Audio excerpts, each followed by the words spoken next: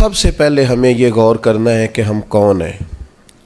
ہم وہ لوگ ہیں جنہیں اللہ نے لاکھوں کروڑوں لوگوں میں منتخب کیا ہے اپنے گھر میں جانے کے لیے۔ احساس تلے دبے ہوئے لوگ کہ یار میں ہی اس کے گھر جا رہا ہوں، اللہ نے مجھے ہی بلا لیا ہے، بہت بڑا احساس ہے اگر کسی کو نصیب ہو جائے۔ انسان کی گردن اٹھتی نہیں، آنکھیں کھلتی نہیں۔ امام حسن رضی اللہ تعالیٰ عنہ صحابہ میں سے کثرت سے جاتے تھے، اور سیدنا عثمان غنی رضی اللہ تعالیٰ عنہ کثرت سے جاتے تھے، تو پیدل جاتے تھے اکثر حضرت حسن رضی اللہ تعالیٰ عنہ۔ لوگوں نے کہا کہ سواریاں موجود ہیں تو پھر آپ کا یہاں سے پیدل جانا، تو فرمانے لگے کہ جب انسان مالک کے حضور جائے تو پھر اسے عاجزی سے جانا چاہیے۔ تو پروٹوکول کی طبیعت چھوڑ کر یہاں جانی چاہیے، اس لیے کہ اللہ تعالیٰ دیکھیں اسلام ہم پر کوئی سختی نہیں کرتا۔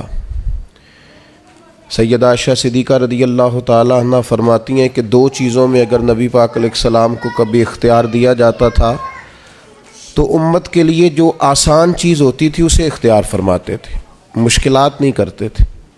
لیکن حج کے موقع پہ جس کو نہیں ہے عادت تامت باندھنے کی، اسے بھی باندھنی پڑے گی، سب کو ایک ہی جگہ رہنا پڑے گا۔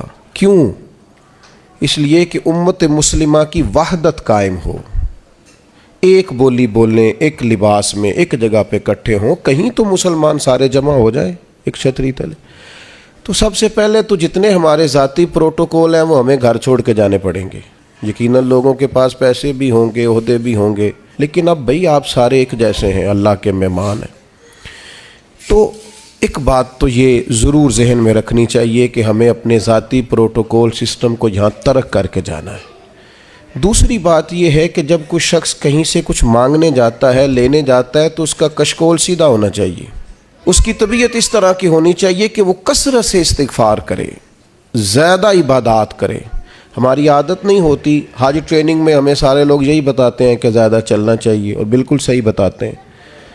ہم زیادہ چلنے کے عادی ہوں گے تو پھر ہی وہاں جا کے چل سکیں گے۔ لیکن میں ایک بات یہ بھی کیا کرتا ہوں کہ حج پہ جانے سے پہلے نا ہمیں کو 2-2 3-3 گھنٹے مسجد میں بیٹھنے کی بھی عادت ڈالنی چاہیے، کیونکہ وہاں ہماری عادت نہیں ہوتی، اور وہاں ضروری کام یہ ہے کہ ہم حرم میں بیٹھیں عبادت کریں۔ 15 دن کا حج عمرہ، اور اس میں اگر ہمارا زیادہ وقت بازاروں میں گزر جائے تو میاں ہم تو عبادت کے لیے آئیں، تو ہمیں یہ بھی عادت یہاں سے ڈال کے جانی ہے۔ کم حاجی ملتے ہیں یار ایسے جو کسی کونے میں بیٹھ کے تلاوت کر رہے ہیں، ورنہ تو جب احرام کی پابندیاں ختم ہوتی ہیں تو مینا کے اگلے 2 دن تو پھر ہم ایک دوسرے کا تعارف ہی کرتے رہتے ہیں، حالانکہ اس کا ہمیں کچھ فائدہ نہیں ہونے والا۔ عبادت کے دن ہیں، ریاضت کے دن ہیں، زیادہ سے زیادہ وقت اللہ کے لیے گزارا جائے۔ قرآن مجید نے کہا وَأَتِمُّوا الْحَجَّ وَالْعُمْرَةَ لِلَّهِ، حج اور عمرہ پورا کرنا، پر کرنا اللہ کے لیے، رضا الہی پیش نظر رکھنا۔ سب سے بڑا جرم شرک ہے، اللہ شرک معاف نہیں کرے گا۔ وَيَغْفِرُ مَا دُونَ ذَلِكَ لِمَن يَشَاءُ، اس کے علاوہ ہر چیز بخش دے گا۔ تو یہ جو دکھاوا اور ریاکاری ہے، اس کو بھی نبی پاک نے شرک اصغر کہا ہے۔ کسی جگہ بھی اپنے دل میں یہ حج ایک ایسی چیز ہے جس کی حفاظت کرنی پڑتی ہے، اس کو محفوظ کرنا پڑتا ہے، اس کا خیال رکھنا پڑتا ہے۔ اگر اس کا خیال نہ رکھا جائے تو بڑی ساری محنت اور بڑا سارا پیسہ ضائع ہو جاتا ہے۔ تو عرض یہ کر رہا ہوں کہ ایک تو اپنا پروٹوکول سسٹم چھوڑ جائیں، آرام اپنا گھر چھوڑ کے جائیں، واپس آ کے آرام کیجئے گا۔ اور جو ماہر ہیں نفسیات کے وہ کہتے ہیں کہ اللہ جب بندے کی نیند پوری کرانا چاہتا ہے تو 20 منٹ بھی آنکھ لگ جائے تو نیند پوری ہو جاتی ہے، ورنہ 14 گھنٹے اے سی میں سونے کے باوجود بھی لوگ اس طرح اٹھتے ہیں کہ ان کا دل کرتا ہے ایک پیناڈول کی گولی مل جائے نا، کبھی جسم دکھ رہا ہے۔ تو نیند پوری کرنے نہیں وہاں جائیں، آپ آرام اور غصہ یہ 2 چیزیں گھر چھوڑ کے جائیں۔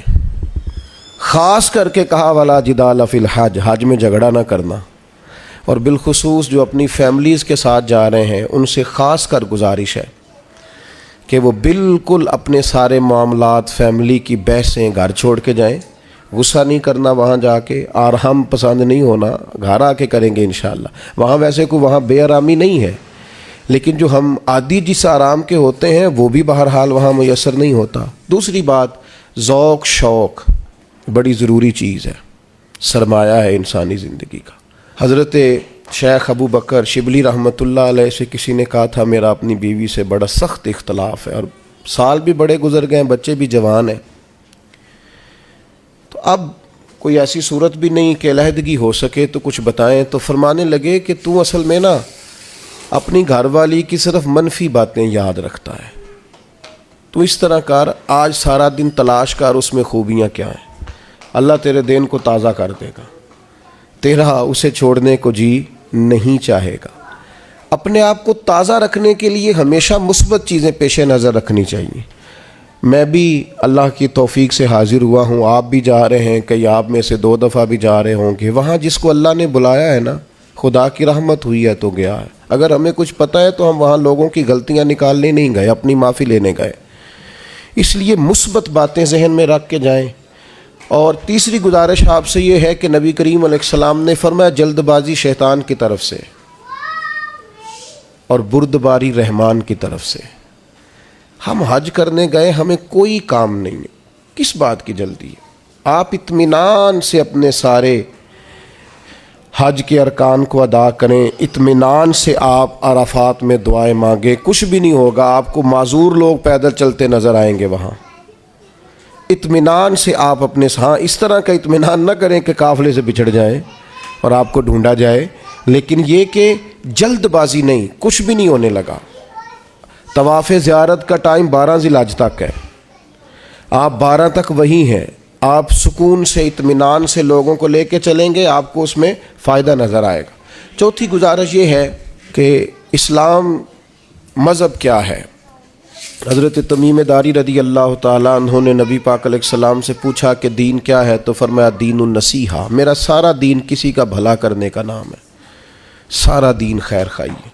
وہاں ایک دوسرے کو سپورٹ کرنا بڑا ضروری ہے، ایک دوسرے کو لے کے چلنا بڑا ضروری ہے۔ کچھ لوگ آپ کو بوڑھے ملیں گے، کچھ بیمار ملیں گے، کمزور ملیں گے، ان لوگوں کا خیال کرنا بڑا ضروری ہے، اس بات کا خاص کر لحاظ رکھیں۔ 5ویں گزارش حج پہ جانے والوں کی خدمت میں یہ ہے کہ آپ رب کریم کے مہمان ہیں، اللہ نے آپ کو چنا ہے، اپنے وطن کے لیے دعائیں مانگیں، امت مسلمہ کے لیے دعائیں مانگیں۔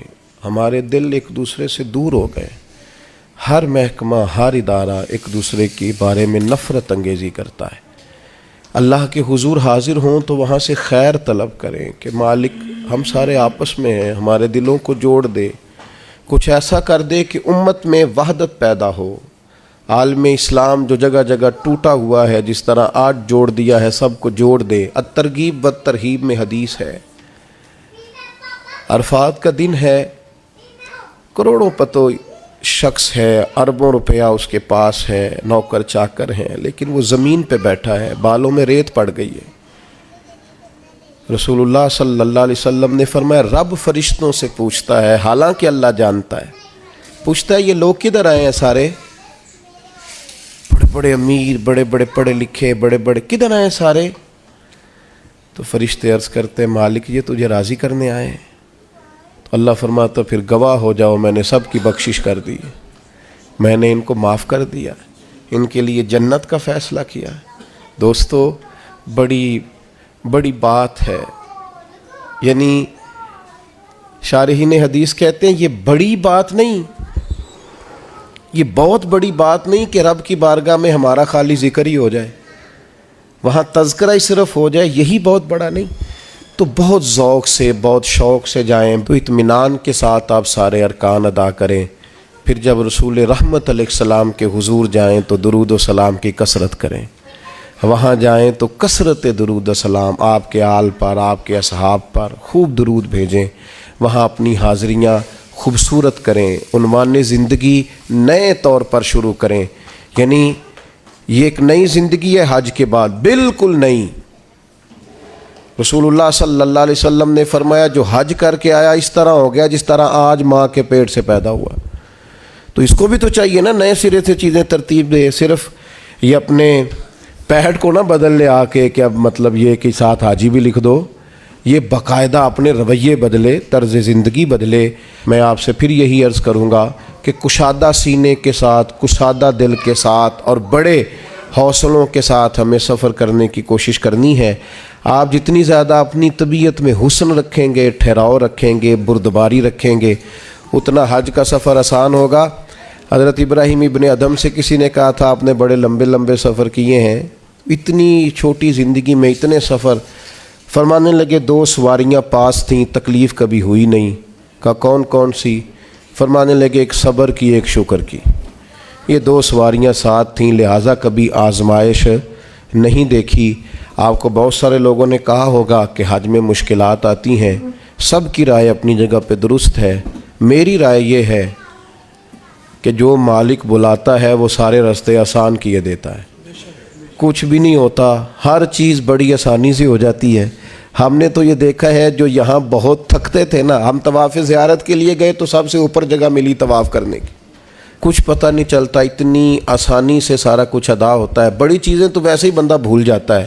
بہت ذوق سے جائیے، بہت شوق سے جائیے، اور بڑا آسان ہے بھائی۔ اب تو استری نہیں ٹوٹتی حاجی صاحب کی، گھر سے بھی دروازے پہ گاڑی، اور وہاں آپ کے پاس ٹیبل اور کھانا۔ تو یاد کیجئے نا ان لوگوں کو جو بحری سفر کرتے تھے یا پیدل جاتے تھے، اور جاتے تھے اور کرتے تھے اور سب ہوتا تھا، اور ٹھیک ٹھاک لوٹتے تھے اور آتے تھے تو لمحہ لمحہ شکر کرتے تھے۔ تب آپ دیکھیے کتنی آسانی سے سارے کام ہوتے ہیں، کتنی سہولیات ہیں۔ بس ذوق، شوق، تحمل، بردباری، محبت، پیار، استغفار۔ ابھی سے موبائل کو وقت دینا کم کر دیں۔ موبائل کی جگہ تسبیح لے لیں ہاتھ میں، تسبیح ہاتھ میں ہو تو چلتی بھی رہتی ہے، کچھ نہ کچھ بندہ پڑھتا بھی رہتا ہے۔ اور اگر موبائل رکھنا بھی ہے تو قرآن مجید رکھیں اس کے اندر اور تلاوت کریں، اور اللہ تبارک و تعالیٰ کی یاد میں وقت گزاریں، تھوڑے سے تنہائی پسند ہوں، پھر دیکھیے حج میں عبادت کی کتنی لذت آتی ہے۔ دل کی گہرائی سے دعا کرتا ہوں اللہ تعالیٰ اس سارے قافلے کے سفر کو آسان کرے، لمحہ لمحہ آپ سب کے لیے اللہ تعالیٰ رحمت والا فیصلہ فرمائے۔ اگر کہیں ہمارے چہرے یاد آ گئے تو یقیناً امید ہے کہ آپ ہمارے لیے دعا کریں گے۔ اللہ تبارک و تعالیٰ یہ سعادت مندی ہم سب کو بار بار نصیب کرے۔ وما علینا الا البلاغ۔